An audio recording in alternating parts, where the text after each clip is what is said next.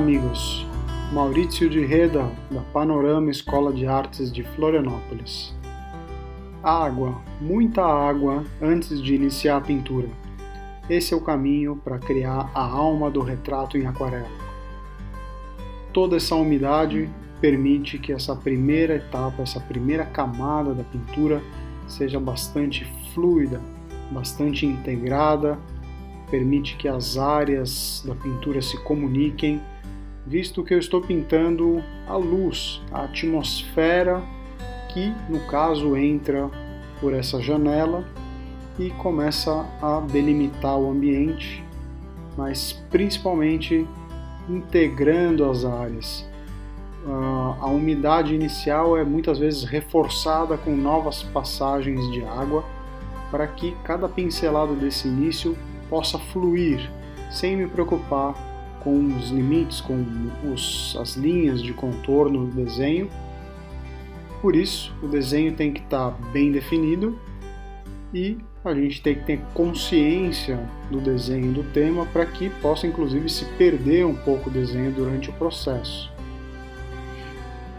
Percebam como nesse estágio a tinta flui livremente do fundo para a figura, entre as áreas, não parando em contornos específicos, porque nesse momento a gente está pintando a atmosfera geral, né?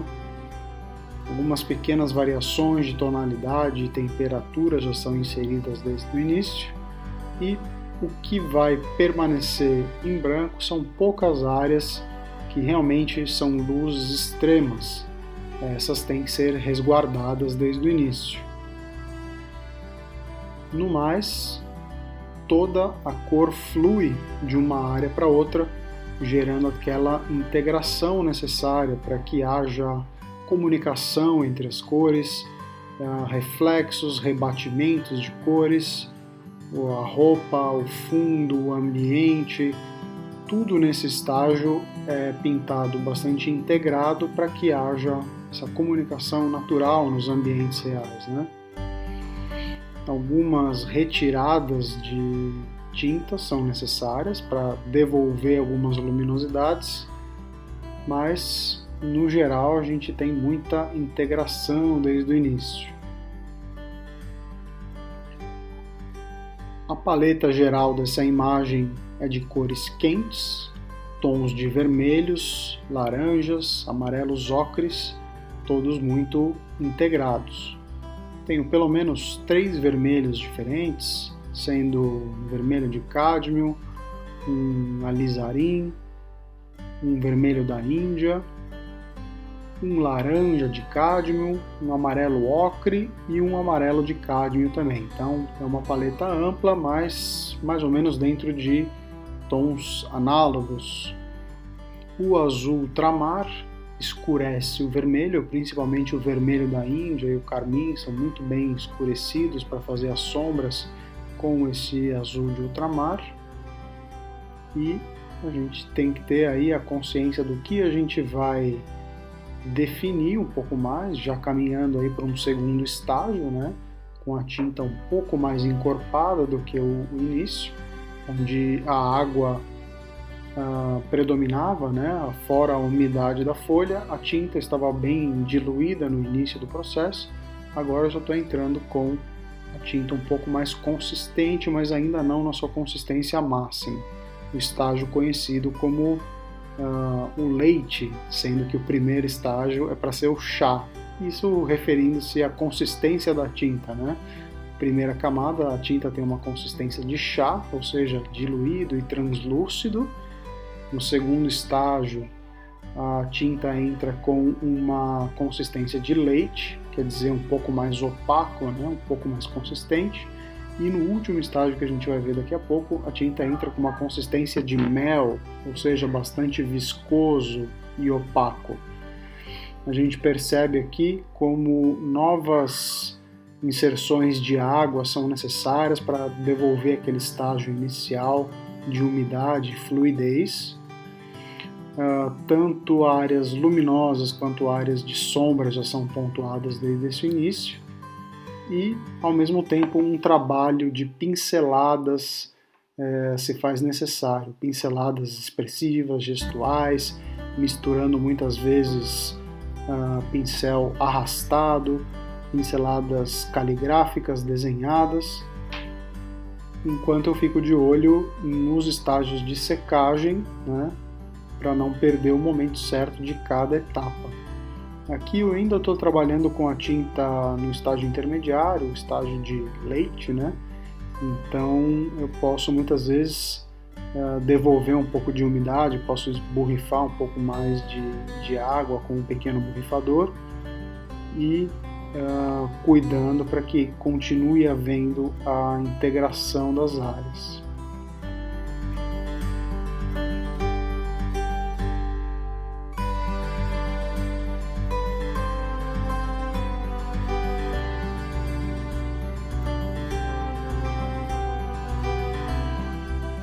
A gente começa a ver agora a tinta entrando bastante densa, na consistência de mel, e algumas definições já são feitas em termos de desenho, de devolver o desenho, e também a inserção de matizes mais puras, ou seja, as cores mais vibrantes. Percebam na região do rosto como um vermelho quente, intenso é inserido, para dar uma marca mais vigorosa, uma intensidade mais forte de tinta, de cor, de matiz.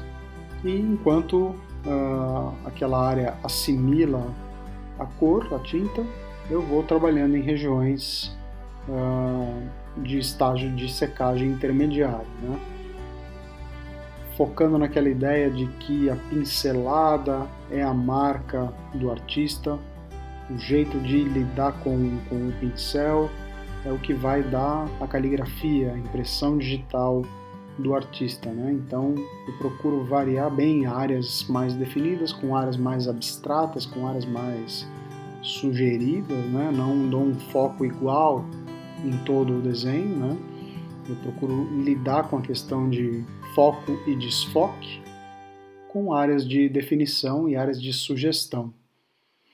Eu estou trabalhando aí num papel Arches de 300 gramas, grão fino, de grandes dimensões, de 56 por 40 e poucos centímetros, e isso favorece esse trabalho amplo das pinceladas, né? Tenho pelo menos 3, 4 dimensões de pincéis, desde os mais amplos para as primeiras camadas, os intermediários, e um mais fino é usado em alguns poucos momentos para detalhes finais.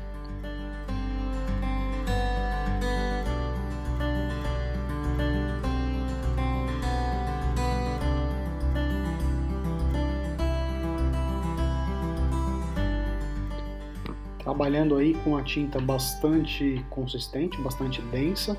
Isso significa que eu estou diluindo pouco a aquarela, né? Eu estou fazendo a definição de algumas sombras e algumas texturas mais evidentes e novamente enfatizando a ideia de trabalhar com pinceladas gestuais e inserir algumas cores mais intensas. Aonde já secou, eu volto novamente a umedecer, porque tem certas características na aquarela, né?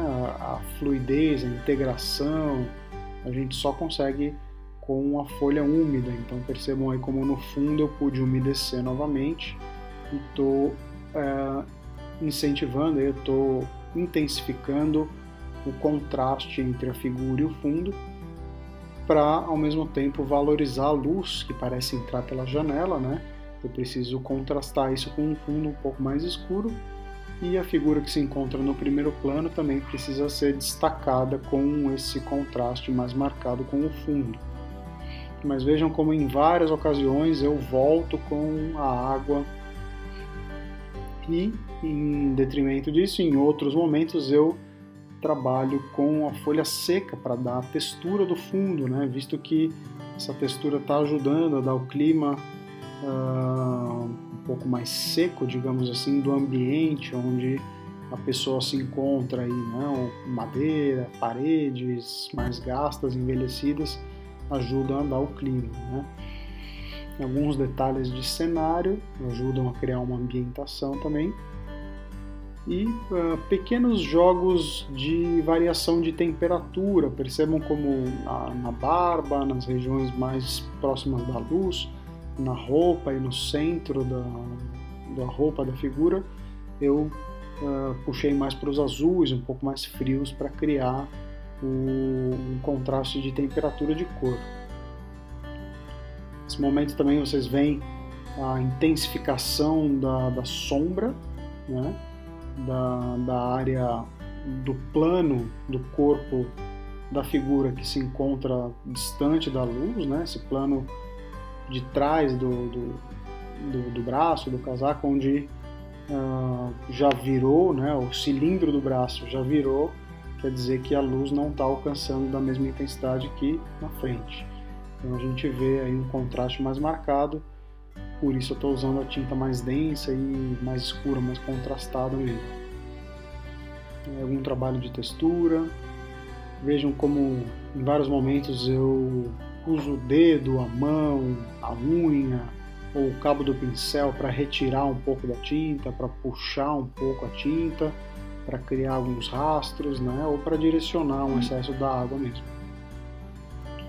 Aí o momento dos detalhes, onde um pincel mais fino vai me ajudar a criar detalhes mais precisos aí na região dos olhos.